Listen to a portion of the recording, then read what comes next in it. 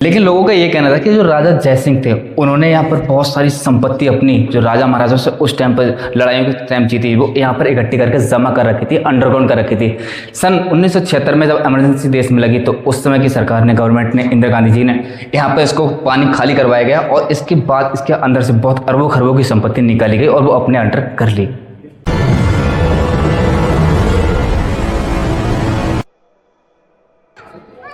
जय हिंद दोस्तों, I hope आप सभी लोग अच्छे होंगे और खुश होंगे। और आज मैं आया हूँ राजस्थान के खूबसूरत प्यारे शहर जयपुर, और जयपुर में बना हुआ है जयगढ़ किला। और ये जयगढ़ किला क्यों बनवाया था, किसने बनवाया था? राजा जयसिंह थे, उन्होंने ये किला बनवाया था। दोस्तों अगर मैं आपको कहूँ कि एक ऐसी तोप जो सिर्फ बनाने के बाद एक बार ही चली और एक बार के बाद दोबारा उसको कभी यूज ना किया गया, वो है ये तोप। इसका आगे का सिरा लगभग 50 टन का है। कहा जाता है कि जो एक बार इसको चलाया गया था तो लगभग यहाँ से 35 किलोमीटर दूर जाके इसका एक गोला गिरा, और जिस जगह पे ये गोला गिरा था उस जगह पर बहुत बड़ा सा तालाब हो गया था, जिसे गोलेबाज तालाब के नाम से जाना जाता है। ये जो जिस जगह पर ये जो इसका गोला गिरा था उसको चाकसू नाम से जाना जाता है, जो यहाँ से लगभग 35 किलोमीटर की डिस्टेंस पे है। इसका स्ट्रक्चर ऐसा बना हुआ है बहुत ही बड़े आकार में, सबसे बड़ी उस जमाने की तोप है जो पहली बार ही चलाई गई थी। अगर आप इसको ना गूगल पे सर्च करोगे तो ये राजा के टाइम में सबसे बड़ी तोप थी उस जमाने की। अगर आज अभी आप अगर गूगल पे सर्च करोगे तो आज के ज़माने की सबसे बड़ी तोप है, और सिर्फ एक बार ही इसको यूज़ किया गया, उसके बाद में कभी भी इसको यूज़ नहीं किया गया। ये रही वो तोप। इस तोप को जयवान तोप के नाम से जाना जाता था। ये अपने ज़माने की सबसे बड़ी तोप है, और कहा जाता है कि उस टाइम पर इस किले को किसी भी राजा महाराजा ने नहीं जीता। उसका मेन रीज़न ये था कि जो राजा जयसिंह थे उनके पास आर्म्स, मतलब खजाने का, मतलब जो भी हथियारों का सबसे बड़ा खजाना था, उसमें सबसे ताकतवर वो चीज़ थी ये। अब दोस्तों बात शुरू होती है राजा जयसिंह के टाइम की। उस ज़माने में ना तो कोई ऐसी टेक्नोलॉजी थी जिससे नल करा जाए या समरसेबल या फिर बोरिंग करा जाए। तो उस ज़माने में था क्या कि जनता को पानी की सबसे ज़्यादा जरूरत होती है, उस समय भी क्या आज के टाइम में। लेकिन उस ज़माने में ऐसी टेक्नोलॉजी ना थी, तो राजा ने ऐसा दिमाग लगाया क्यों ना जो बारिश होती है साल भर में उस पानी को इकट्ठा कर लिया जाए, और इकट्ठा करने के बाद अपने एक ऐसी जगह पर स्टोर किया जाए जहाँ पर प्रजा के लिए पानी पीने के लिए पूरी व्यवस्था रहे। तो उन्होंने क्या किया, यहाँ पर आप देख पा रहे होंगे सामने जो आपको एक रोड की तरह दिख रही है, इसके थ्रू पानी, ये नीचे सुरांग हो रखा है, नीचे दिख रहा है आपके पास में, इधर होकर पानी सारा इकट्ठा होता था। और लास्ट में 3 ऐसी जगह बनाए गए हैं, बड़े बड़े टैंक टाइप से बना रखे हैं, वहाँ पर सारा का सारा पानी इकट्ठा होता था, वहाँ पर फिल्टर होता था। फिल्टर होने के बाद में प्रजा के लिए पानी को दिया जाता था पीने के लिए। और उन टैंकों की कैपेसिटी इतनी थी कि अगर पूरे साल या 1 साल तक अगर कोई भी बारिश नहीं हो रही है फिर भी वहाँ पर पानी इतना स्टोर हो जाता था कि जनता के लिए पूरे साल तक पानी पीने के लिए पूरा भरपूर मात्रा में रहता था। वो मैं आपको दिखाऊंगा अभी। जैसे अभी मैं आपको बता रहा था कि एक वो टैंक है पानी का, तो वो ये रहा खुला टैंक जिसमें पानी स्टोर होता था सबसे पहले। उसके बाद में ये सारा पानी फिल्टर होकर एक बहुत बड़ा अंडरग्राउंड बना रखा है पानी का टैंक, उसमें आता था।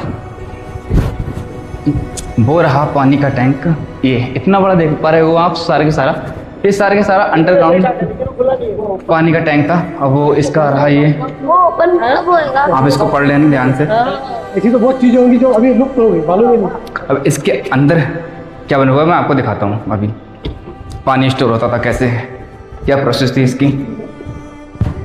दोस्तों जैसे मैंने अभी आपको बताया था कि पहले जो खुला टैंक है उसमें सारा पानी इकट्ठा होता था, उसके बाद में यहाँ पर पानी इकट्ठा होता था 1 साल तक जनता को पीने के लिए। और इसके बाद एक और है, वहाँ पर बहुत बड़ा सा है, वहाँ पानी इकट्ठा होता था। लेकिन लोगों का ये कहना था कि जो राजा जयसिंह थे उन्होंने यहाँ पर बहुत सारी संपत्ति अपनी जो राजा महाराजाओं से उस टाइम पर लड़ाइयों के टाइम जीती वो यहाँ पर इकट्ठी करके जमा कर रखी थी, अंडरग्राउंड कर रखी थी। सन 1976 में जब इमरजेंसी देश में लगी तो उस समय की सरकार ने, गवर्नमेंट ने, इंदिरा गांधी जी ने यहाँ पर इसको पानी खाली करवाया गया, और इसके बाद इसके अंदर से बहुत अरबों खरबों की संपत्ति निकाली गई और वो अपने अंडर कर ली। 13 सुबह निवास जनसभा भवन दीवाने आम, जहाँ पर लोगों की समस्या सुनी जाती थी, ये वो जगह है। ये रहा लक्ष्मी निवास एंड ललित मंदिर, अंदर जो रानी थी ना वो उनका निवास स्थान था, यहाँ पर रहने का स्थान था। आप देख पाओगे गद्दे लगे पड़े हैं यहाँ पर।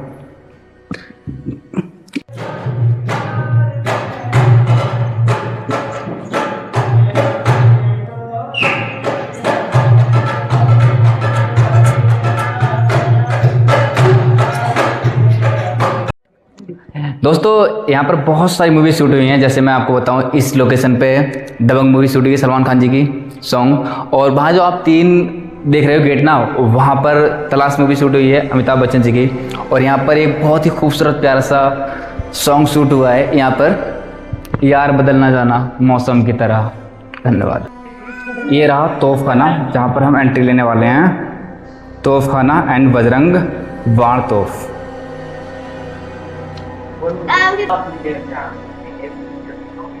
ये रहा पूरा एक लुक ही कुछ अलग है इसका तो भाई। उस टाइम पे ना इनको पर्दा करने के लिए ये हुक सिस्टम बना रखा है कुछ। अब ये रही आपको बजरंग बाण, ये रही तोफ, उस टाइम की तोफ। ये रहा मेन तोफ खाना, इसका ये मेन एंट्रेंस रहा। इसके बाद में हम एंट्री करने वाले हैं तोफ खाना। जयगढ़ किला तोफ खाना नाम से ही प्रसिद्ध है। खरात परिसर, यहाँ पर तोपें खरात की जाती थी, ये उस चीज़ का है पूरा ये बना हुआ स्ट्रक्चर। उस टाइम ना तोपों को आकार या शेप या साइज देने के लिए ना पहले उसको लोहे को गर्म किया जाता था। तो ये रही भट्टी, जो वहाँ पर हीट करने के बाद लोहा गर्म हो जाता था उसको शेप मिलाने के लिए। ये रही पूरी भट्टी शेप और साइज मिलाने के लिए। ये जो फोर्ट है ना, जयगढ़ फोर्ट अपने औजार बनाने के लिए, तोप बनाने के लिए जाना जाता था। और तोप बनाने के लिए पहले मेटल को ना गर्म किया जाता था और गर्म करने के लिए भट्टी जलाई जाती थी। तो ये रही भट्टी। जब इंसान को जो भट्टी झोंकता था बहुत गर्म लगती थी तो उसको इस वाले गड्ढे में उसको बैठा दिया जाता था। ये रहा, और उसमें भट्टी को चलाने के लिए जिस औजारों का यूज़ किया था, ये रहा वो भट्टी औजार। ये पाले साले लगे पड़े हैं राविश निकालने के लिए, ये सारा सामान दे रखा है भट्टी के राविश के लिए। ये रहे मॉडल तोफ के कारखानों का जो सिस्टम है वो दे रखा है। कहने का कंसर्न ये है कि हमें और तोप को कौन सा शेप या साइज़ देना है, बड़ा रखना है छोटा रखना है, उस प्रकार के ये जो औजार रखे पड़े हैं बनाने के लिए। और ये रहे विभिन्न प्रकार के तोप के नाल और छेद करने के कटर जो उसमें करे जाते थे कि उसका शेप और साइज़ कितना बड़ा रखना है छोटा रखना है। ये रहे औजार। खराद मशीन दूसरा रखा पड़ा है यहाँ पर, आप देख पा रहे होंगे खराद मशीन। ये रहे दाल व भाले चीनी के पात्र, पात्र से मतलब है कि बर्तन जो भी है वो चीज़ बनी हुई है यहाँ पर। ये रहा एक नीचे एक ऊपर रहा साइड में ये चीज़ें। ये रहा लाहौर खाने का सामान जो ये बनाया जाता था उस चीज़ का सामान दे रखा है, बना रखा है, ये देख पाओगे आप।